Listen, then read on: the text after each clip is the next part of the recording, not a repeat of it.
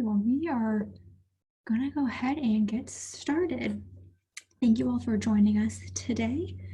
I hope your Fridays are going great so far. On your screen, you can see some of Buckeye Wellness upcoming events.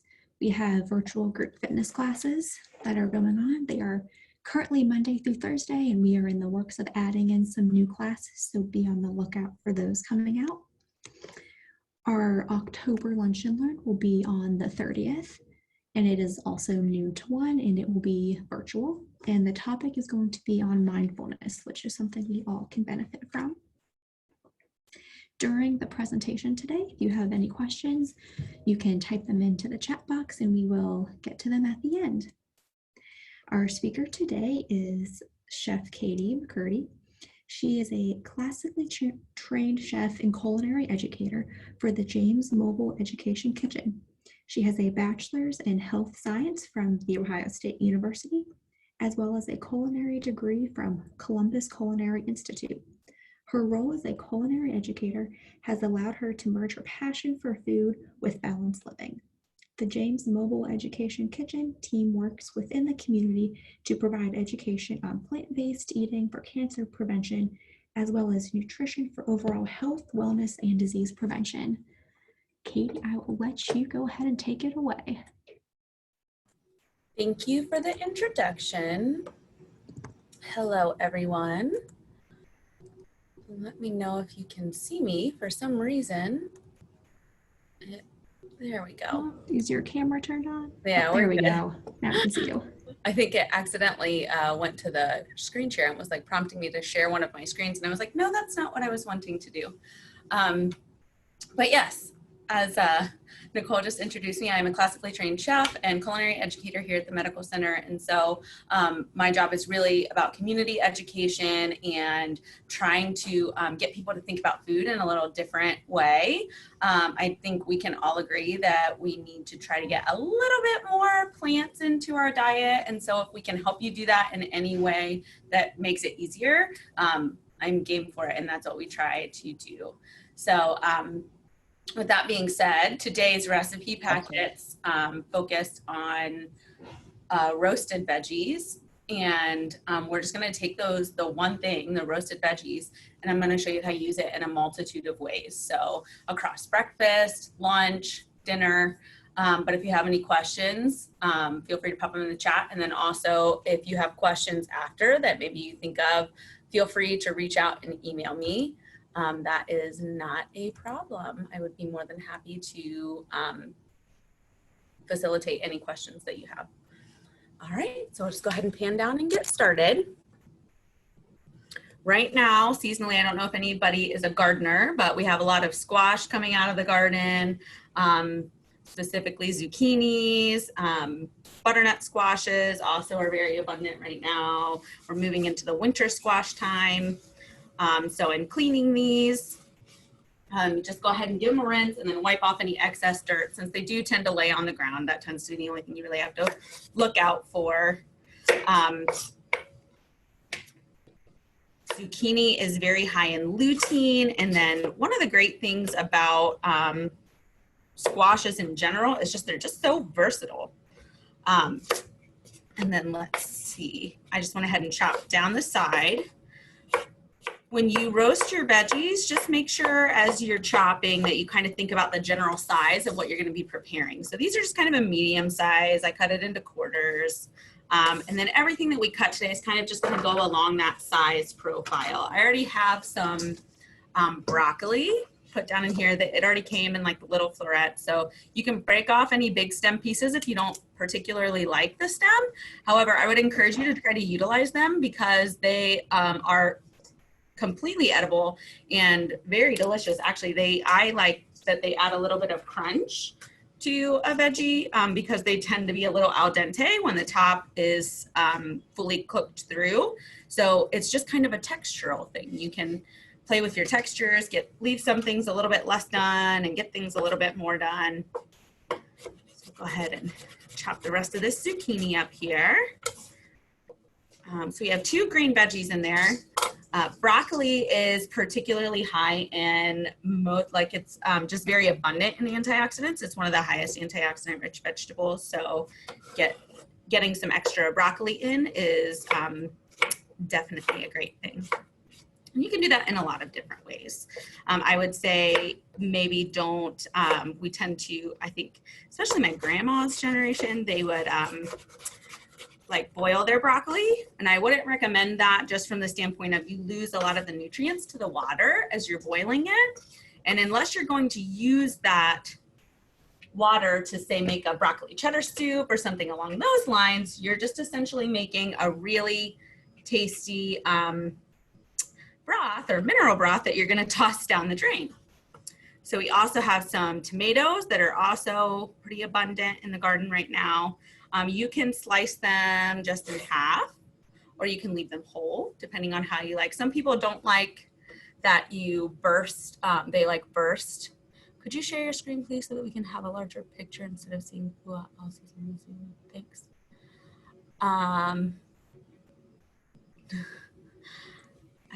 Everyone can go to speaker view. Yeah, that'll have only Chef McCurdy's screen showing. It is in the upper right-hand corner, I believe. Yes, thank you. Sorry, go. No, you're fine.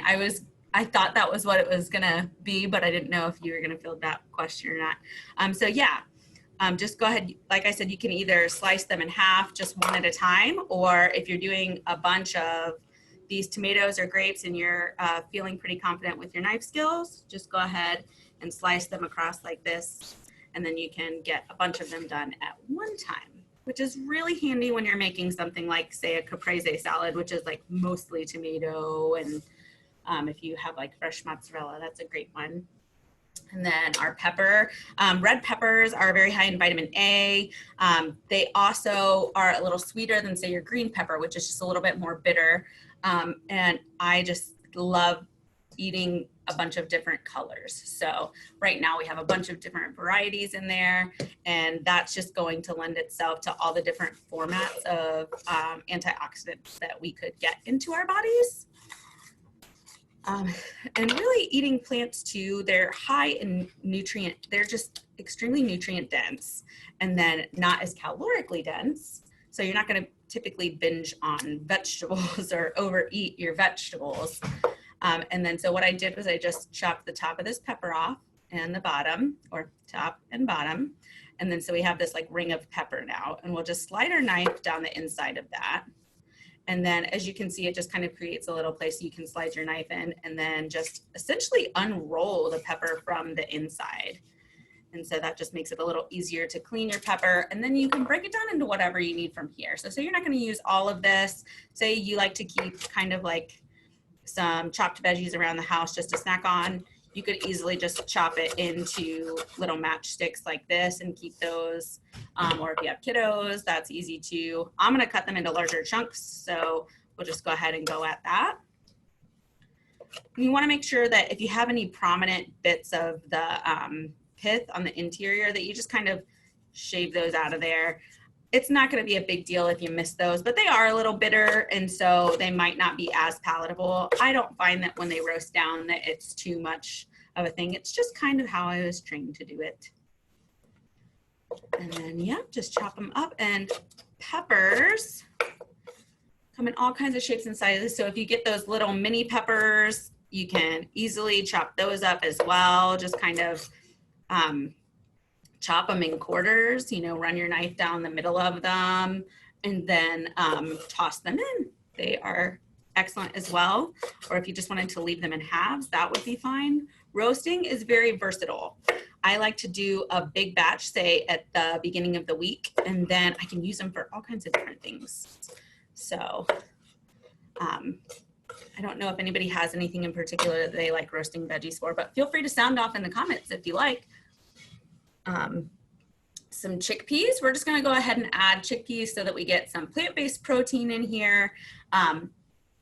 You can use any kind of bean, just whatever you have around. Don't go get something specifically if you have white beans, cannellini beans, navy beans, black beans.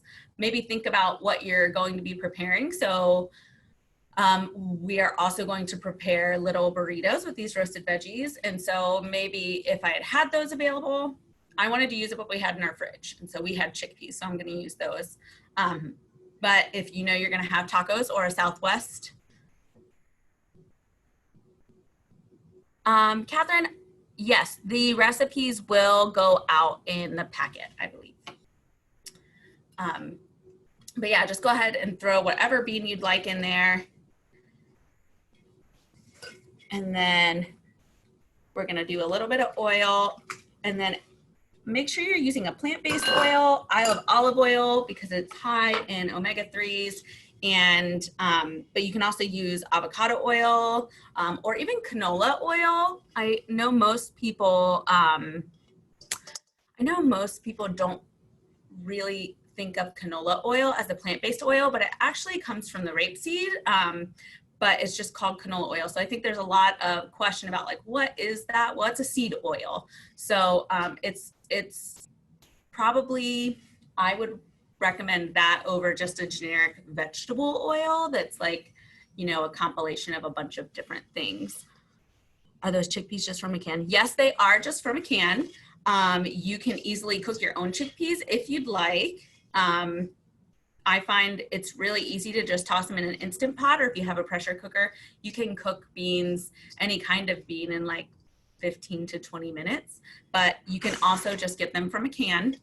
I will recommend that you rinse and drain them off of the brine, because the brine is where about, if you rinse it, you get about 50% of the sodium off of the beans, which is what canned beans tend to be high in, is sodium. And that just allows you to control your sodium content, which you're gonna see, we're gonna use an Italian blend on this blend of veggies. And same, it's a Mrs. Dash, it doesn't have any salt in it. That way you can adjust the seasoning to however you want. So if you need to watch your sodium intake, or you know maybe that you had a processed meal or a meal out or something like that, and you're just kind of feeling like you've had a little too much salt recently, then you can dial it back a little bit. So I'm gonna do a little bit of salt and a little bit of pepper, and I put Italian seasoning on this, but like I said, if you're gonna go for tacos that week, then maybe you put a taco seasoning on there.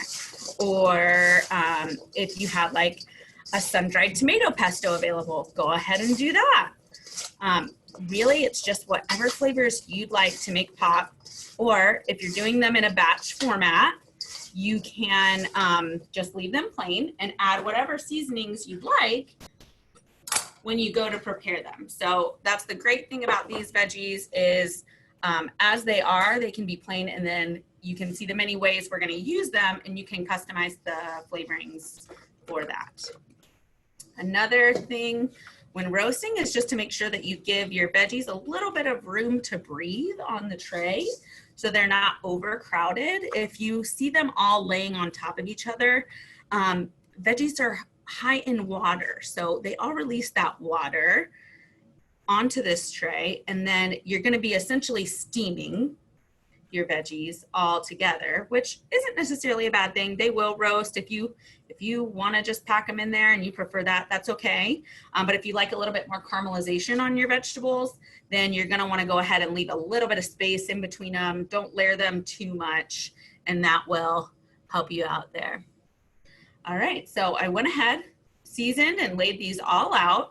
They've got a little bit of space to breathe on the tray there, and we're going to go ahead and place that in a pretty high heat. So I like to roast veggies around 425 to 450. You can adjust that temperature to whatever caramelization you like of your veggies. So I like them to get that roastiness on them. I like to see the color, as you'll see when I pull my other tray out of the oven. So I will go put this in. I'll bring that back and we'll talk about that.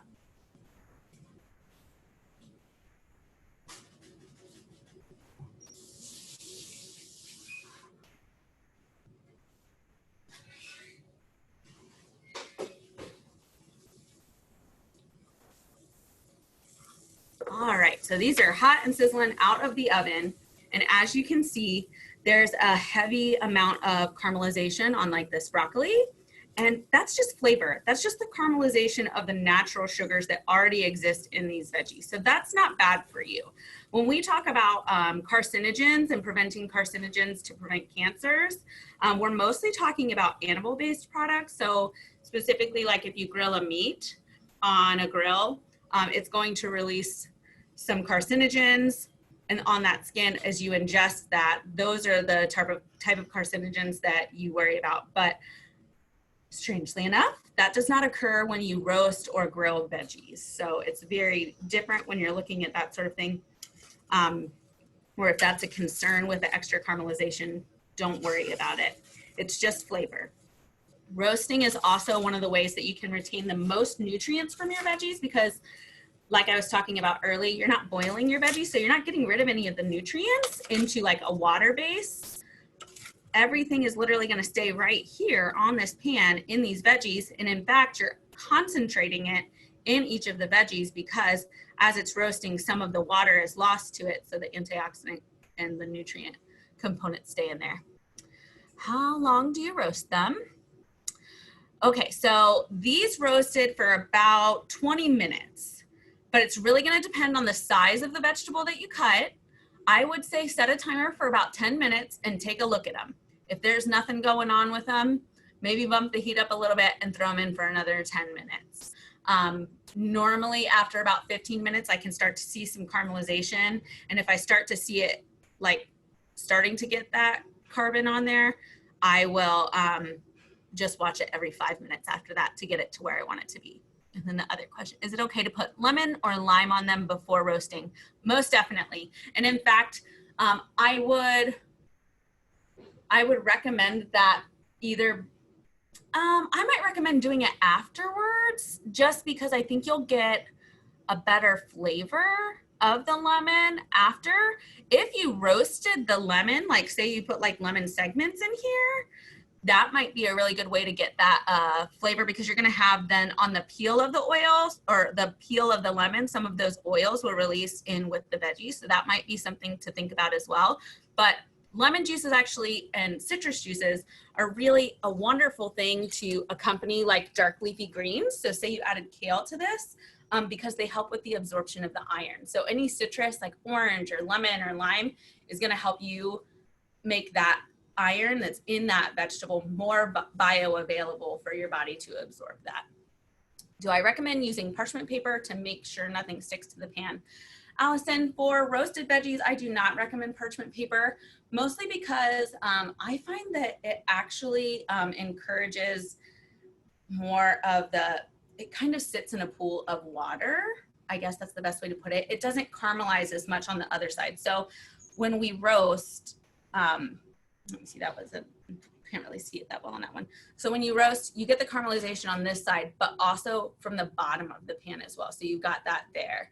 So you can use it if it's about cleaning up and that's just going to make your life easier and you know you're going to like it better if you do that. Go ahead and do that.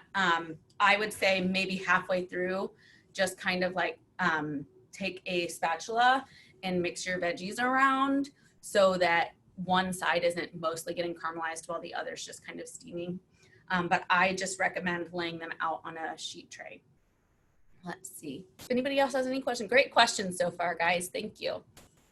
All right.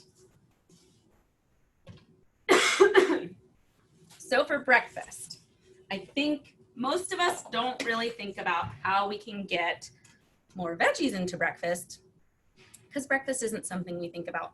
Oh, veggies. And the most obvious place that we would put those would be in some eggs, right? But there are lots of different options that you could utilize that aren't egg-based. For example, you could easily get some rice crackers, the big rice cakes. They're like brown rice cakes. They are available at every store. You could also just use toast. And I like to put some hummus on it and then add my veggies to that.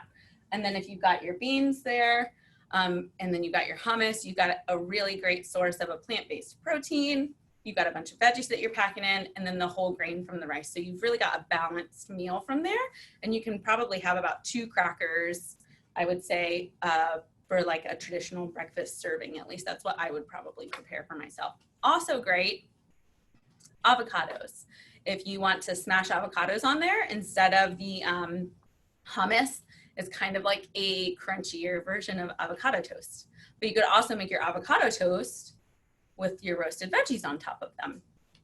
Also, another thing to think about is maybe getting some of the everything bagel seasoning and kind of like sprinkling that on there as well. I think that adds a lot of great flavor and packs that in with the veggies. And then you've got like a bunch of nuts and or not nuts, sorry. You've got a lot of seeds in that mix there because it comes with like the sesame seeds and the poppy seeds.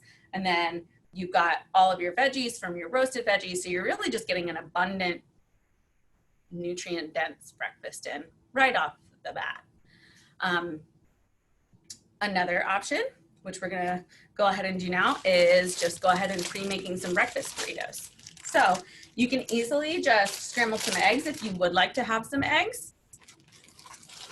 And you can make these ahead of time, which I think is a really great thing if you wanna just go ahead and just get a pack of them. And then you can just pack them into like either a freezer bag or just throw them in your refrigerator. And then as you're going out the door, you can easily just pop it into the microwave if you want, or if you want to just put it on the griddle, you can do that. Or if you just want to keep all of the ingredients available and make them each day, again, it's really up to you. So this can be a meal that you do either for breakfast or lunch or dinner, because it's a breakfast burrito, but you can leave the egg out and it's a regular burrito. Dinner time, tacos. Same thing. Maybe just put some taco seasoning on there, use some black beans, change up your veggies seasonally. Just don't think about veggies as the way I've always eaten them. Think about maybe how they could taste if you tried them in a different way. They can be really exciting. Personally, I think so. I get really excited about this time of year. I don't know how you guys feel about it, but I just love all the squashes. So all the butternut squash and all the spaghetti squash and the pumpkins, those flavors, they just get me really excited about things. So we'll go ahead, and I've got some whole grain here. So brown rice and quinoa, and we're gonna use that blend just because brown rice by itself is totally fine. It's a great whole grain. We're gonna focus on using a whole grain. So white rice is a grain, yes, but it has had all that fiber and really the good stuff that's gonna help you metabolize it better removed from it. And so that's why we go with the whole grains like brown rice or quinoa, farro, kamut. Maybe next time you go to the grocery store, just check out the grain aisle and pick out something different. It's really, really simple to just throw something together with some whole grains. And then that's the crazy thing about all of these ingredients that I have here. You can make so many different things with them. So we've got the breakfast burrito, right? And we're gonna add some of the whole grains to that. But also in your menu packet is a grain salad or a grain bowl. So you just use your grains, and maybe you have like 2 times this serving. So about 3/4 cup, unless you need to watch your starches, then you can use however much you need. Do these grains spike blood sugar? So the whole grains, that's the reason why we focus on the whole grains is if you are pre-diabetic or diabetic, then yes, you need to watch your blood sugar, and you need to watch the amount of grains or starchy vegetables or starchy foods that you can have in one sitting. And that depends on what state you're in. So it's different for someone who's a pre-diabetic versus a full-on diabetic. But I want to say it differs for females to males as well. So I think a meal you could have as a female about around, I think they recommend around 40 to 45 grams of carbs per a whole meal, like if you were going to sit down and eat something, and then about 15 to 20 for like a snack. and don't quote me on that for sure. So if you have, or if you're preparing for someone with diabetes, check with them. They should know due to their healthcare provider. But I know for our diabetes education, that's about what we shoot for. And for males, for a meal, it can be anywhere from like 50 to 60 grams of carbohydrates.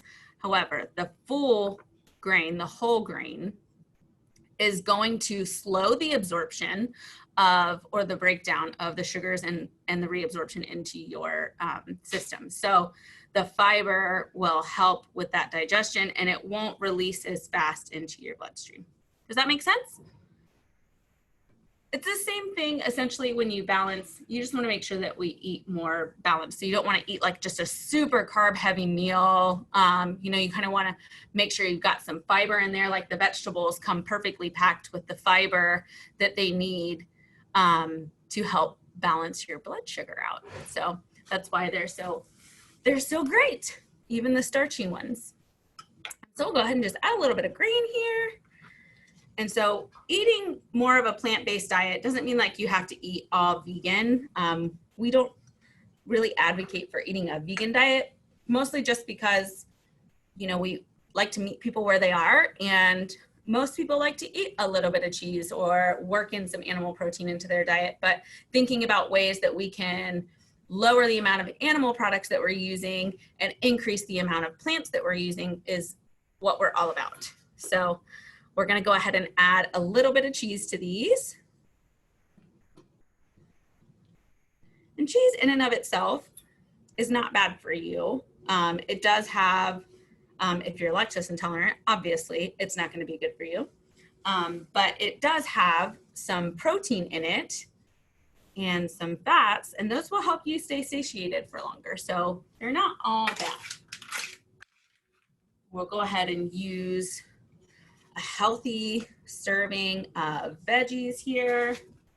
And then, like I said, if you're wanting to make these more breakfasty, then go ahead and add some more of your like egg to it. If you wanted to add like a veggie-based sausage or even a little bit of chicken sausage or something to each of them, maybe chop it up amongst like a group of these burritos and go for it. And so, yeah. You've got these really nice burritos. So I fold end to end and then just kind of wrap it around and then slowly fold it over. There's that for you. The same, kind of move it over. You don't necessarily need to have it center. Move it over closer to the side you're going to roll from. And then do that end to end and then up and over.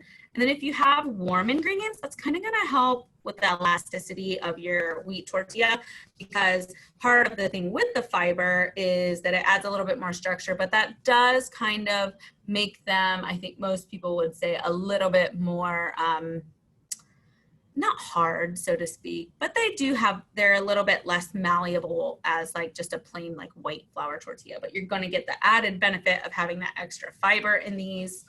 And look how delicious this looks.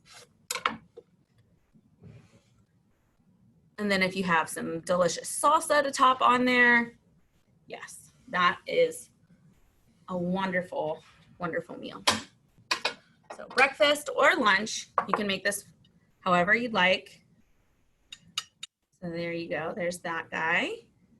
And then those store really easily, very nice.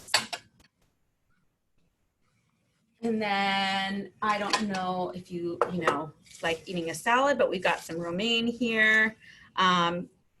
Romaine's probably not going to be your most nutrient dense lettuce. So if you're working with, say, a romaine or an iceberg, something that's a little lighter, that's fine.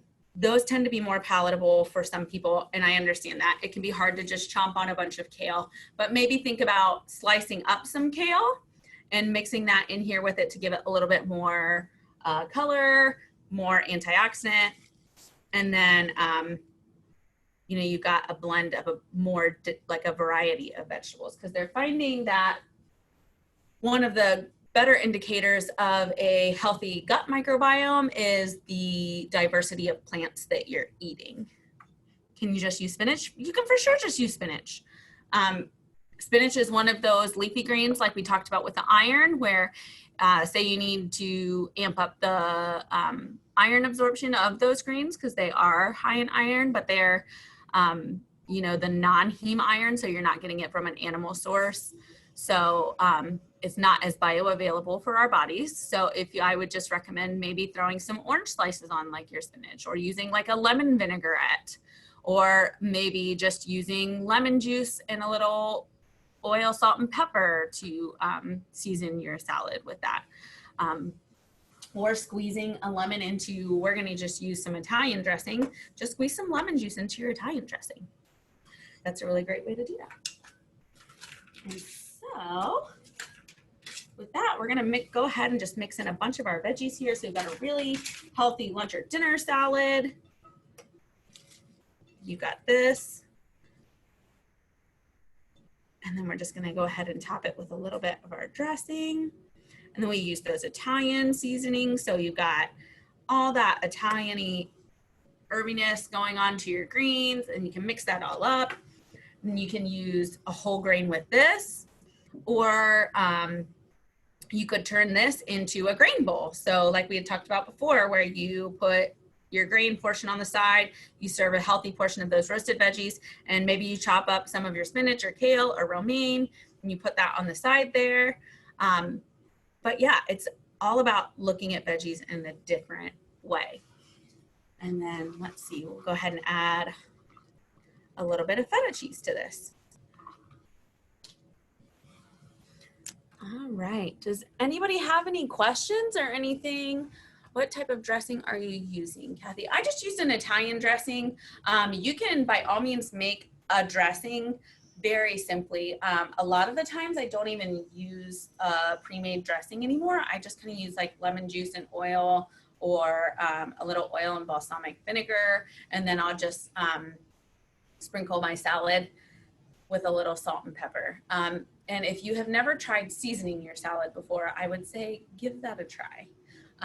But making a vinaigrette is very simple. You really just need like 4 or 5 ingredients, and it is just 1 part vinegar to 2 parts oil. And you start at the with a bowl and a whisk, and put whatever emulsifier you want to use. So you can use mustard or honey, tend to be the most popular. You put just a little bit of that in the bottom of your bowl, whisk up your vinegar with that, and then just stream in a little bit of olive oil or a plant-based oil until it starts to kind of come together, and you'll kind of see it get a little bit more viscous, a little bit thicker. So how you can see like that's not just oil, it's not like flopping out everywhere, it's got a little bit more body to it. You'll kind of see that come together as you make your own, and then you just season it with a little salt and pepper, however you'd like. And then with that, you can just, much like we've been talking about with the veggies, you just customize it to whatever you'd like. So if you'd like a sun-dried tomato vinaigrette, grab some sun-dried tomatoes. If you've got a bunch of basil or pesto available, add some pesto to it, or squeeze your lemon juice in there and you've got a lemon vinaigrette. So really, once you learn how to make a vinaigrette, it's really simple, and then you can just customize it to whatever flavor profile you want. Anything else?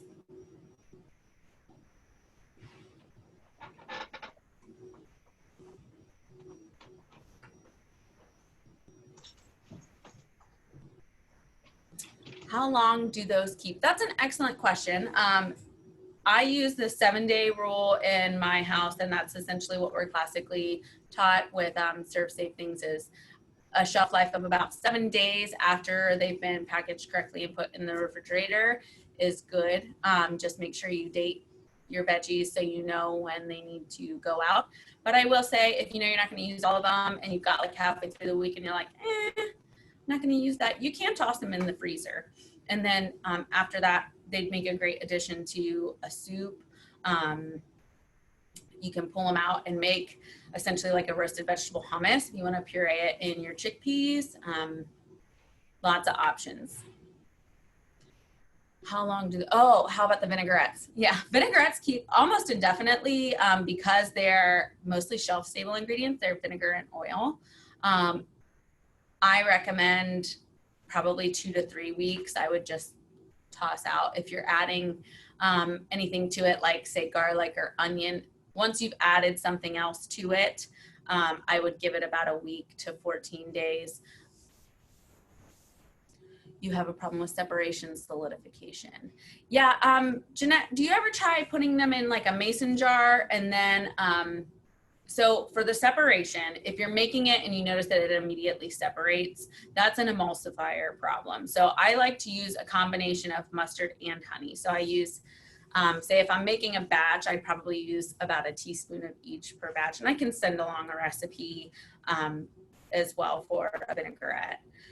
But you can just easily take a mason jar and then just shake it up whenever, because even if it's separate, if you just shake it up ahead of time, it's really not a big deal to have that once you've mixed it back up. If it separates, by the time it's on your salad, it's not a big deal. The solidification though, yes, that is pretty common with oils.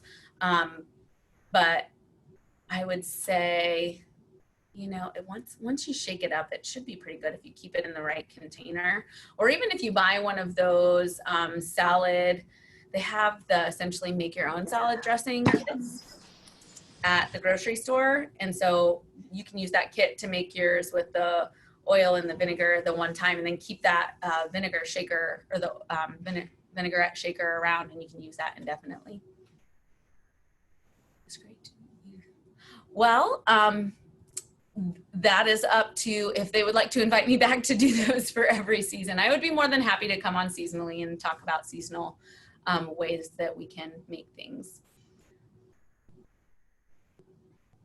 All right. Yes, I know. I'm really excited to have some salad for lunch. I'm not gonna lie. But yeah, if anybody doesn't have any more questions, I'll pass the torch back off. But yeah, there should be a lot of different options for you to make in that packet. I think there's one I didn't even touch on was the skillet, which is essentially just like potatoes and roasted veggies for breakfast, and you can top it with an egg. Trying to think about anything else. We have the grain salad, there's the tacos, breakfast burrito. It's really just a great way to pack in as many veggies as you can.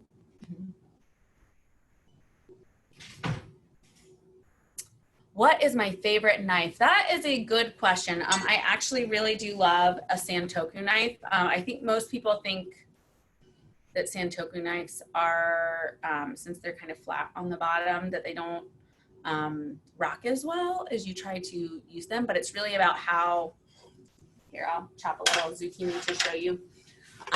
It's really about how you chop your veggies. So if you've got your knife, hold your fingers like this so you're not chopping your fingers off. And then it's about rocking your knife back and coming across the vegetable. So you come back, slide, come back, slide. And so if you do that, it creates a really simple action. But I love the Santoku knife because this helps your veggies not stick to the knife as much. But also just a classic chef's knife that's about 8 to 10 inches long is the recommendation for like a starter knife. It's really about how you take care of your knives, guys. Try not to throw them in the dishwasher because it's metal and they get to high temperatures and they will warp. And then as you can see here, this knife goes all the way through the handle, but some of the more affordable knives, they might not do that. So if you throw them in the dishwasher, they might break off or the handle pieces might break off. These pieces are typically plastic and they do tend to come apart. So hand wash, if you use a steel to hone your knife, if you're a heavy chopper, like if you really are cooking a lot at home, which I hope that there's a lot of you that do, you need to do that, I would say every day, like every time you're cooking, just hone your knife. That just helps keep the edge nice and sharp so you don't need to invest in like a heavy sharpening or a new knife. But you can also get blocks. They're typically like a triangle and the blocks themselves have like 3 sides, and you would take your knife and like sharpen it that way. You can easily find videos on that and how to do that, and those are really affordable. They're just sharpening blocks. Okay, I love my knife like that one. Yes, Nana, I love that knife. It's my favorite. I got one. It's really, honestly, you don't have to spend a ton on a knife. Like I know some would say like spend $100 on a knife. My favorite knife was like a $5 knife that I got from Aldi's. It came in like a set. And it was a Santoku knife, and it had the hardiest handle, and it lasted for years and years and years. What is the benefit of roasting versus sauteing? So typically with sauteing, who is it? Rebecca, you would use more oil. So with roasting, because you're tossing the veggies in the oil, everything gets very evenly coated, and then you're not using as much. And then it also gets more of that caramelization on each piece of the vegetable, but otherwise you're not losing any of the nutrients. So there's not really, it's more of a taste preference sort of thing. You can still achieve caramelization in that saute pan, and you can use a non-stick pan that would help your vegetables release a little better, and they can help you get more caramelization. But I just find it's easier to do a bulk batch of vegetables on a sheet tray with roasting. And I think a lot of people think it takes a long time to roast, because we think about roasting like roasting a chicken, and that does take a while because you have to cook the bird all the way through. But vegetables, it doesn't take long. So yes, I always thought 3 days of leftovers in the fridge. If I can keep them 7 days, that's a lot less. But yes. If you can keep it 7 days, you're really great. And then, yeah, you can just pull from it as needed. And then reheating, if you don't take them as far as I took them with the roasting, if you leave them kind of par roasted, then you can finish them in the saute pan with just like a light dusting of oil in a non-stick skillet. It's really easy, and that's one way that you can adjust the seasonings if you want to add a different kind of seasoning or add a different flavor to it or add it to some pasta, that sort of thing. It'll make it really easy. I would even say you could even puree this into just like a regular pasta sauce just to get extra. And then if you're trying to, hold any or hide any veggies in there for your kiddos, that's a great thing too.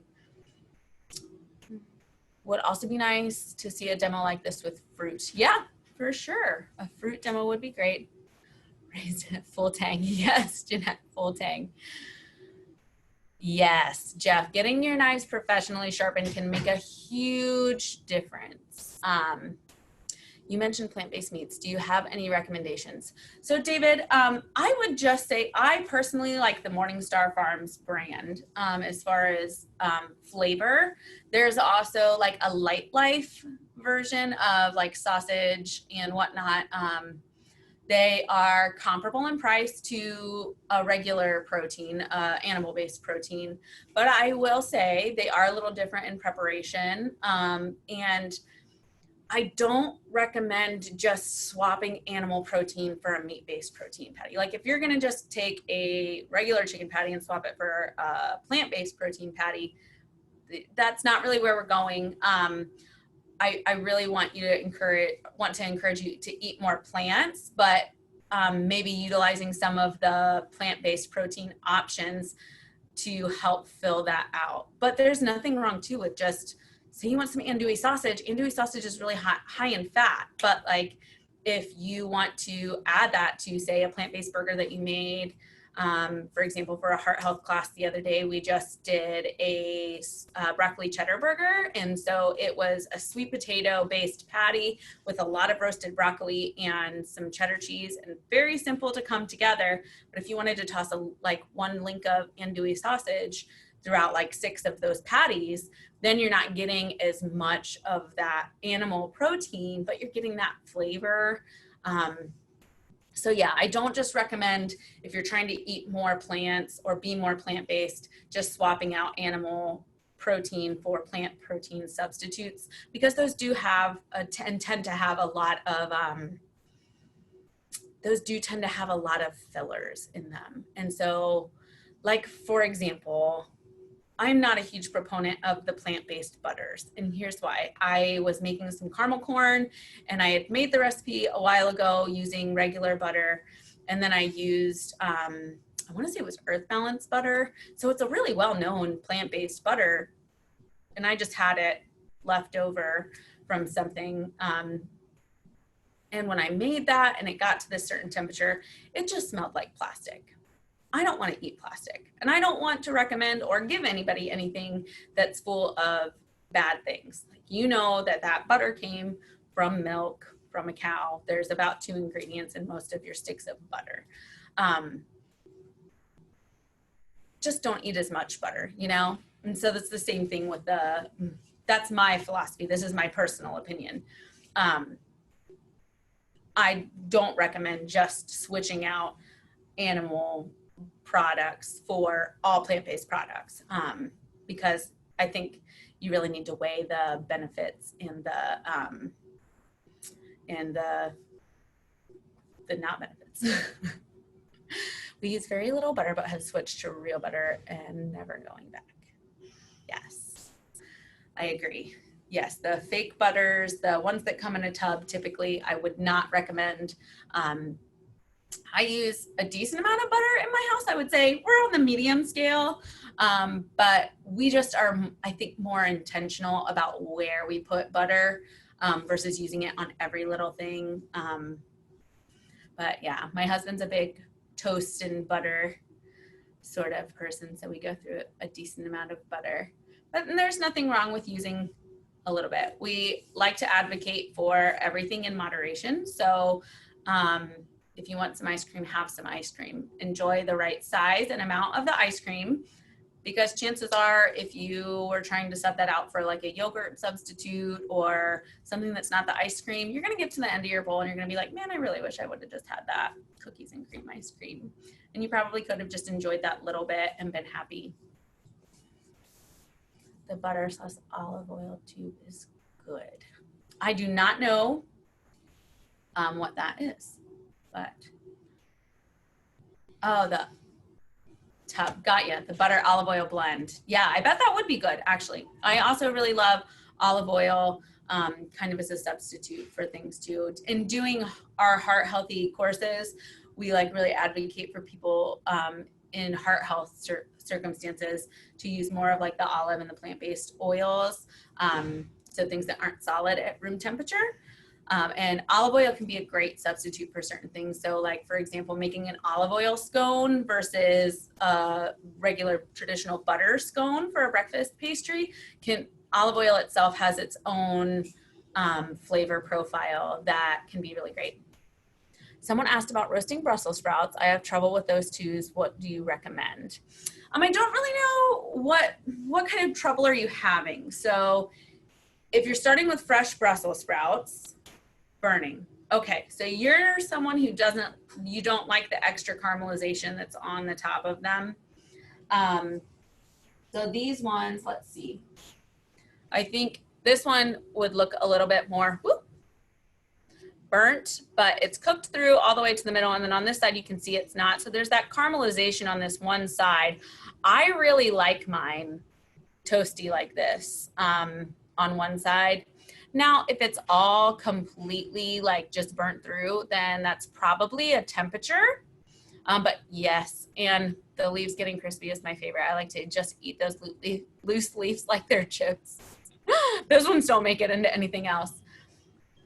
My vegetables get soggy when I roast them. Am I using too much oil? You might be using too much oil. You may be overcrowding the pan as well. And you also may not be, you may not have your temperature up high enough. So sometimes the issue is a combination of those things. So I would just try all of those things. Maybe use a little less oil and try a little higher temperature to start off. And then also I should say that some things like, for example, a zucchini, it's always going to be a little soggy. They're mostly water. So it really just depends too on what you're putting on your tray. So if you have some really water dense vegetables, those are probably going to bog down your tray with some water. And then that is going to make your whole tray a little bit more on the soggy side. But I would give them a little bit more space on the tray, higher temperature, and see if that works out for you. If not, email me and we'll see what's going on. Trying to get a 10-year-old to eat like that is a problem. Yeah, I have a 5-year-old. It's hit or miss. You know, he really, every once in a while I can get him to eat something real fancy, and the other times we sit there and then it's whatever. I will say, they do say it takes time and reintroduction. You know, chopping vegetables up small to add to like pasta sauces and things like that can really make a difference. It's about repeat exposure when it comes to kids. If you can repeatedly expose them to something over and over again, it's much more likely that they're going to enjoy it or like it later on. Let's see, I'm trying to think about some of the other things. You just really don't want to pressure them, and you don't give them anxiety about food at the table, because the 10-year-old thinks caramelization is burnt. So here, if you say yes, yeah, that can be a problem too. And so, you know, maybe you pull his a little bit early, you know, or do his in a saute pan so it's a little bit less crunchy. Tell him it's sugary. Caramel is sugar. That's very true. I like it. Hard as a rock on the inside. I like the caramelization, but hard as a rock on the inside. Okay, so for Brussels sprouts, if they're hard as a rock on the inside, but you're getting the caramelization on the outside, then they're too large when they're going in. So cut them down smaller, either in half or quarters even. Some of the big ones, yeah, they take a little while to cook through. Or start at a lower temperature and then cook them for a little bit longer and then bump it up to the high temperature and just kind of broil at the top. Yes, or pre-cook. You can pre-cook them like blanching them, but I will say once you blanch them, they've been in water. So they then have a higher water content. And then that, in general, the water content can be harder to get rid of, so you have a harder time caramelizing them if you blanch them, which can also be the problem with like say you're getting frozen Brussels sprouts. You can roast them, but you're probably not going to get the caramelization that you would get from fresh Brussels sprouts. I use the steam in a bag. Yeah, those are really great. I think, yeah, if you open them up maybe and roast them, that'd be good. What are your thoughts on using an air fryer for meats and veggies instead of roasting? You know, if that's what you enjoy, it does add that crispiness to it. It kind of does the same thing as roasting. So that's kind of the funny thing. We did a class recently. We let our dietetic interns do a air fryer class. And that's kind of what it came down to, is people were like, well, what's the actual difference? And really, there's not a difference. It's an air fryer is essentially a like mini roaster, but it does things, it circulates. If you have a convection oven, what it does is it's convection cooking. So it's allowing air to get all the way around. So you have that exterior caramelization of the outside of either your meat, veggies, that sort of thing. If that's how you enjoy eating your veggies and your meats, then that's how you prepare it. Because at the heart of all of this is enjoying your food. And if eating healthy means that you're not going to enjoy your food, you're not going to eat healthy. So we need to make food, healthy food, appealing and nutritious and delicious. So there you go. All right. All right. Thank you guys for the questions. Yeah, Chef McCurdy, this is great, super educational for all of us. There was one question that I saw that got kind of lost in the mix. Someone was asking about, what do you recommend for grilling vegetables? Oh, yes. I did see that for a second. The same preparation. So when it comes to grilling, if I were going to grill this zucchini, so like we talked about as far as the carcinogens, you don't have to worry about that with the vegetables. They don't have the same carcinogens, so you're not going to get those problems from there.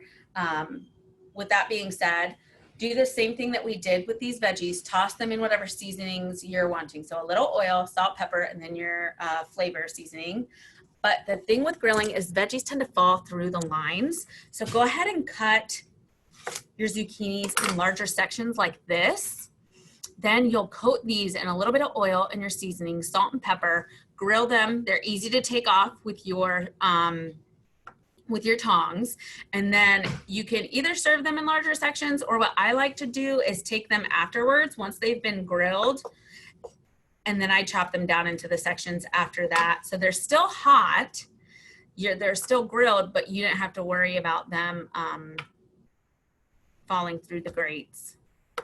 Some people line the grates with aluminum foil, but I don't think that really gives it that, you don't get as much of that grilled flavor. I like that. When roasting eggplant, do you have to add oil?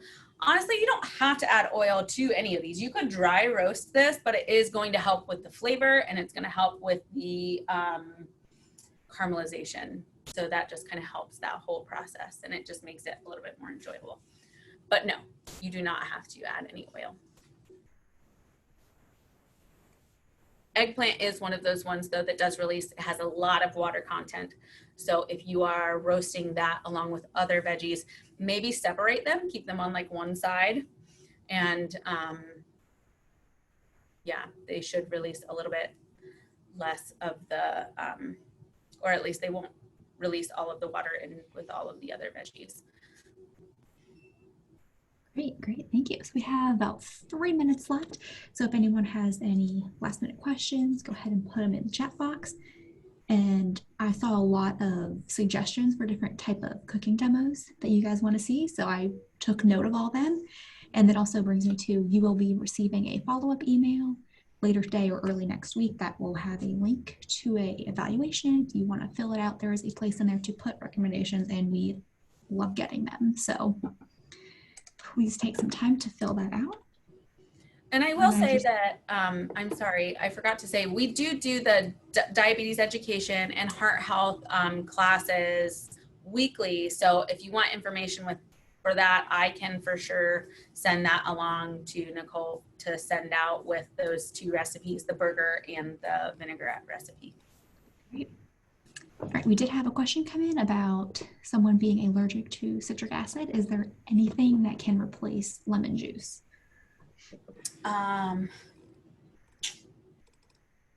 Let's see, for citric, I mean, honestly, it's the citrus, I'd have to look more into what exactly it is that makes it more bioavailable. If there's something other than citrus that we pair with. So I will pass that along to you, Nicole, after I look that up, and then I can get that information your way. Great. Last time we cooked in the recipe, you're chopping it, putting in a colander and tossing with salt. Yes, if you toss salt on some of your more water heavy veggies before and let it sit, it does kind of bring a little bit more of the water to the surface. I don't necessarily know how much that helps, just from the standpoint of typically you'll see it on the surface and you're still going to roast that, so it's going to come out. But yeah, verdict's out on that. I bet America's Test Kitchen probably has done that. Any tips for roasting beets? Yes, roasting beets, do it whole in a aluminum foil actually tends to work out pretty well. You do have to cook them slow typically. So I would say put them in a baking pan with just a little bit of whatever you'd like to flavor it. If you'd like herbs, a little bit of oil. I like to put a little bit of stock in the bottom of it, so it kind of helps steam them as well. Cover it. I want to say 45 minutes at least on 375 to 400. Leave the skins on and then peel them after they come out. You should be able to stick a knife in them, just like if you were cooking a baked potato. We do it this way because beets are notoriously messy. They will stain your cutting boards and do all of those things. Roasting them this way versus chopping them while they're really hard makes it a little easier to break down. Let's see, any tips? Okay, what are the best cheeses for making a meal, knowing that one person is lactose intolerant? So, Mm. The best cheeses for me. It just depends on the type of lactose intolerance. So can they have goat cheese? Because goat or sheep's milk, sheep is a little closer to like the cow's milk protein size. Though I don't know off the top of my head if they have the same like lactose content. But honestly, if it's they do make lactose free cheese. But I would say you could possibly try some of the plant-based cheeses that maybe don't have the lactose in them. So like I've seen Daya makes a pretty decent, that's what I have heard as well, Anna. I don't want to full on recommend it because different people have different levels of lactose intolerance. So some people are like really intolerant. They have a really heavy reaction. And some people it's kind of like, you know. But Daya has a really good provolone cheese. And yeah, chow cheese is great too. Okay, cool. Good to know. You could also try, yes, I know a lot of people will ask for goat's milk has less lactose, and so typically people who have problem with dairy can tolerate goat cheese. And like some fetas are made with goat milk, but it really just depends on what you'd like to try. Great. Everyone, we are at time. So I want to thank you, Chef McCurdy, again for taking your time to do this great demonstration, and all your great tips and answering questions was wonderful. And thank you everyone else for attending. And I will, like I said, I'll be sending out the follow-up email that'll include the links to the recipes again, include any of the additional information Chef is going to send me, as well as the evaluation. So thank you everyone and have a great weekend. Thank you guys.